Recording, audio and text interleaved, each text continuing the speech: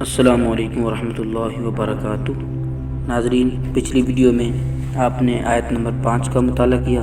آئیے آج آیت نمبر 6 کا ترجمہ اور تفسیر جانتے ہیں۔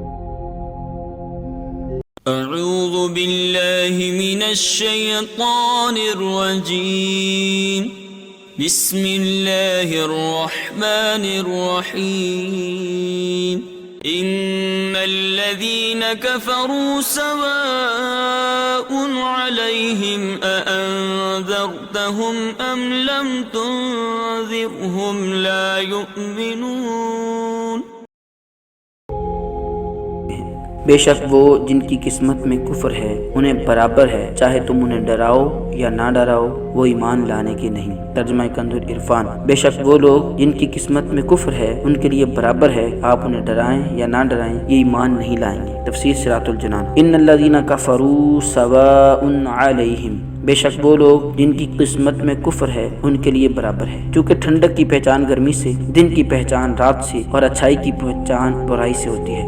اس لیے اہل ایمان کے بعد کافروں اور منافقوں کے افعال اور ان کے انجام کا ذکر کیا گیا ہے تاکہ ان کی پہچان بھی واضح ہو جائے اور آدمی کے سامنے تمام راہیں نمایاں ہو جائیں۔ اس آیت کا خلاصہ یہ ہے کہ اے پیارے حبیب صلی اللہ تعالی علیہ وسلم، وہ لوگ جن کی قسمت میں کفر ہے جیسے ابو جہل اور ابو لہب وغیرہ کفار، ان کے لیے برابر ہے کہ آپ انہیں اللہ تعالیٰ کے احکامات کی مخالفت کرنے کے عذاب سے ڈرائیں یا نہ ڈرائیں، یہ کسی صورت ایمان نہیں لائیں گے، کیونکہ ان کے بارے میں اللہ تعالیٰ کو پہلے سے ہی معلوم ہے کہ یہ لوگ ایمان سے محروم ہیں۔ کفر کی تعریف اور ازلی کافروں کو تبلیغ کرنے کا حکم دینے کی وجہ۔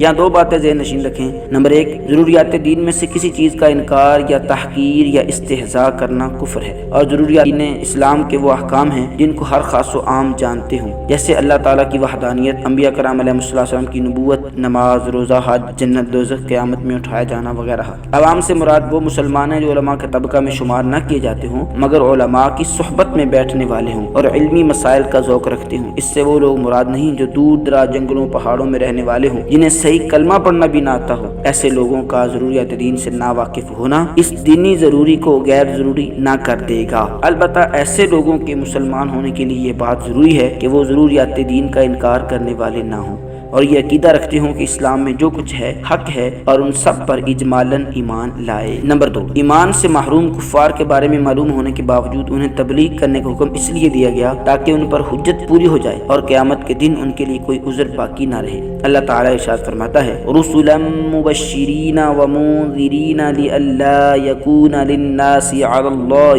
حجۃ بعد الرسل وکان اللہ عزیزا حکیما۔ ترجمہ کنز العرفان۔ ہم نے رسول خوشخبری دیتے اور ڈر سناتے بھیجے تاکہ رسولوں کو بھیجنے کے بعد اللہ تعالیٰ کے یہاں لوگوں کے لیے کوئی عذر باقی نہ رہے، اور اللہ زبردست حکمت والا ہے۔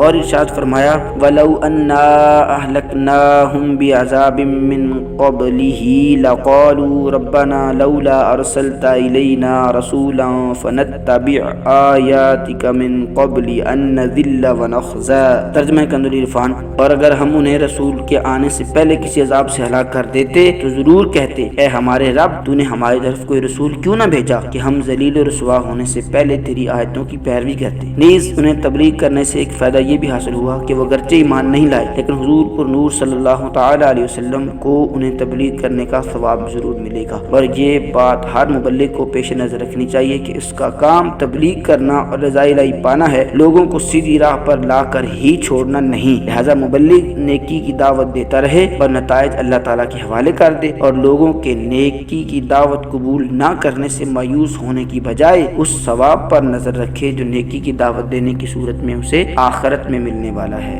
دعا ہے اللہ تبارک و تعالی ہم سب کو پڑھنے اور عمل کرنے کی توفیق عطا فرمائے۔